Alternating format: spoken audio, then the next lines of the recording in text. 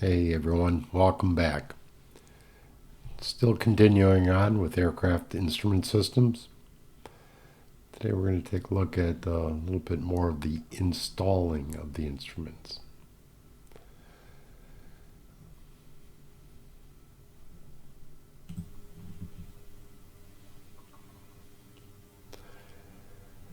So basically looking at most of the official questions that may come at you and discussing the areas that the questions deal with.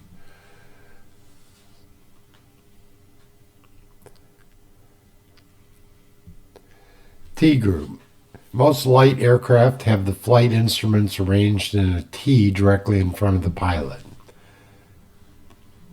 No, and it's nicely outlined there.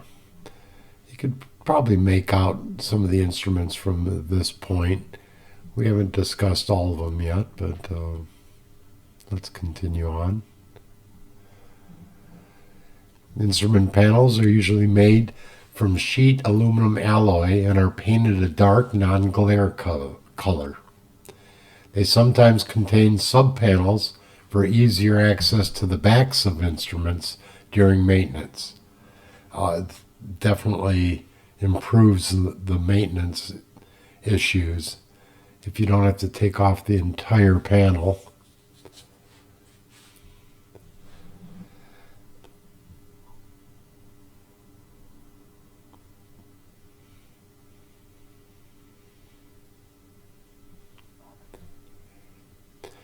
Shock mounts, they isolate instruments and equipment from low frequency, high amplitude vibration. So low frequency meaning it's not a rapid vibration. High amplitude, um, it's louder.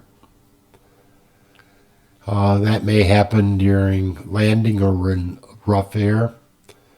The mounts absorb most of the vertical and horizontal vibration, but permit the instruments to operate under conditions of minor vibration. Oh, I'm sorry about this. Let me take a little sip here.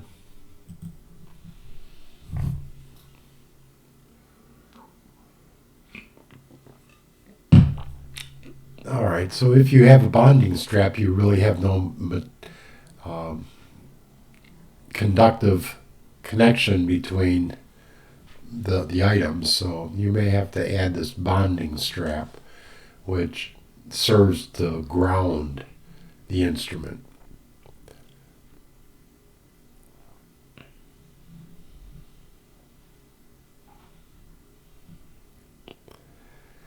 Bonding straps are used. You can see there's aluminum bonding straps on the illustrations here. B, and there's double shock mounts on A, and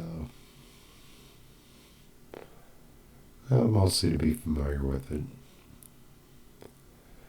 They do use the word bonding, and you can see it's a fairly detailed explanation. It's the process of electrically connecting all isolated components to the aircraft structure.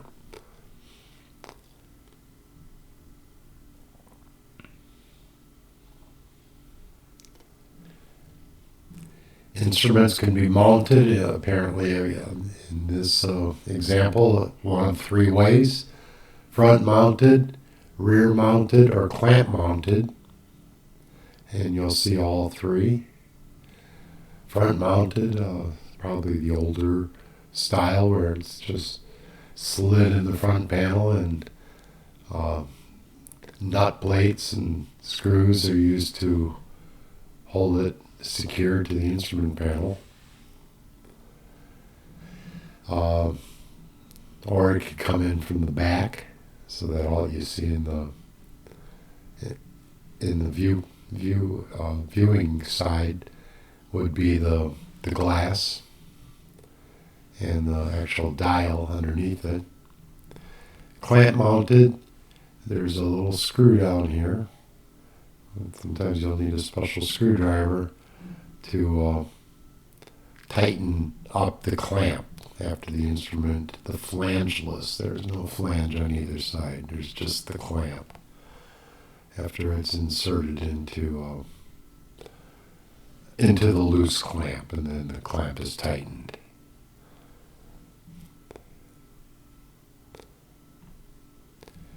A question may come up. Instrument panel shock mounts absorb A, high energy impact shocks caused by hard landings. Hard landings, that might be extreme. B, low frequency, high amplitude shocks.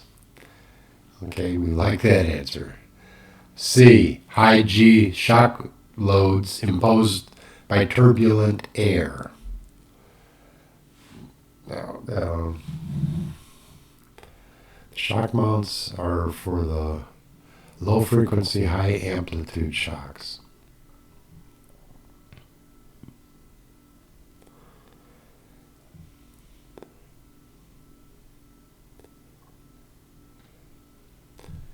Aircraft instrument panels are generally shock mounted to absorb A, all vibration, B, low frequency, high amplitude shocks, C, high frequency, high amplitude shocks.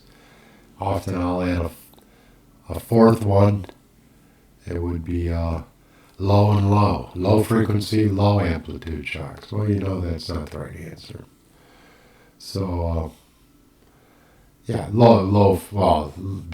that is the answer. Low frequency, high amplitude shocks. Okay, I said low before. So it's the low, high one. B.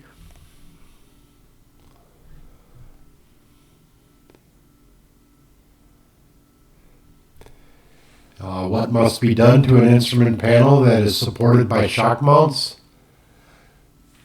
Well, I can already see the first two words that come up are bonding straps. Keep in mind the answer or the options may be resorted on the actual computerized test that you'll take. So let's see if anything else about this statement would disqualify it. Bonding straps must be installed across the instrument mounts as a current path. That's correct. B, the instrument mounts must be grounded to the aircraft structure as a current path. Well, the mounts, that's not precise. Think of the mounts as, in effect, rubber mounts. It's kind of hard to ground rubber itself. C, the instrument mounts must be tightened to the specified torque required by the maintenance manual. Instrument mounts wouldn't even be covered by the aircraft maintenance manual. I just don't like the answer.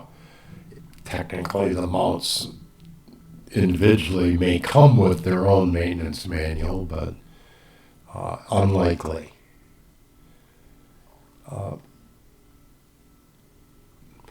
Yes. So it is the bonding strap answer. That's mostly, you see those two words. Make sure nothing else is really outside of the ballpark about the right answer. But yes, bonding straps are used when you have shock mounts. An aircraft instrument panel is electrically bonded to the aircraft structure. Why is it electrically bonded with bonding straps? Is it A, to act as a restraint strap? B, to provide current return paths? Sounds good so far. Or C, to aid in the panel installation? Okay, doesn't even really need to be discussed too much. Just that's why it is electrically bonded. It's to provide. You see electricity and you see the word current.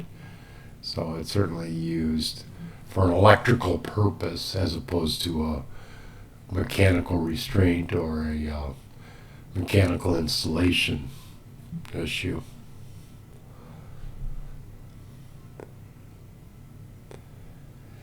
It does say, in fact, it tells you about the return path to the bonding it to the structure. So eventually, from the structure, it goes back into the aircraft battery.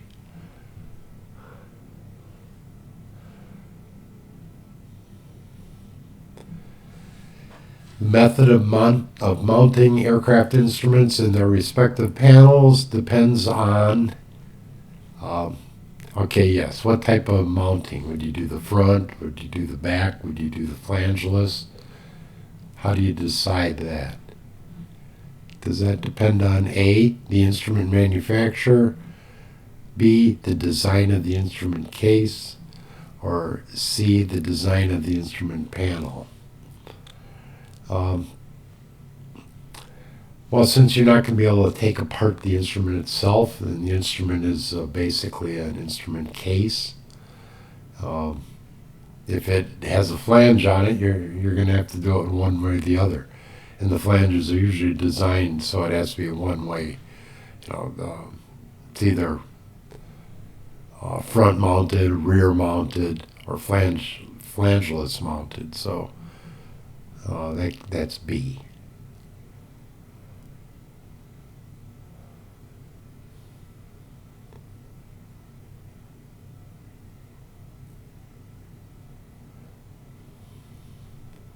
How is a flangeless instrument case mounted in an instrument panel?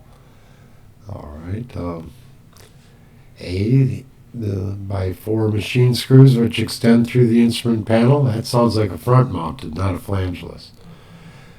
B, by an expanding type clamp secured to the back of the panel and tightened by a screw from the front of the instrument panel. That sounds like how you would mount a flangeless instrument case. So B. What does C say? By a metal shelf separate from and located behind the instrument panel. Um,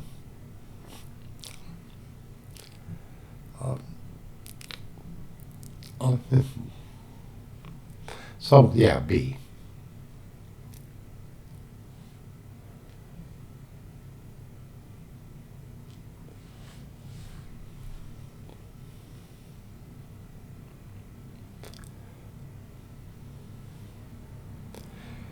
It's a kind of for like Cessnas, it's a specialized screwdriver, long. It's a flat, long and thin. Usually, you can pick one up real cheap at the pilot stores.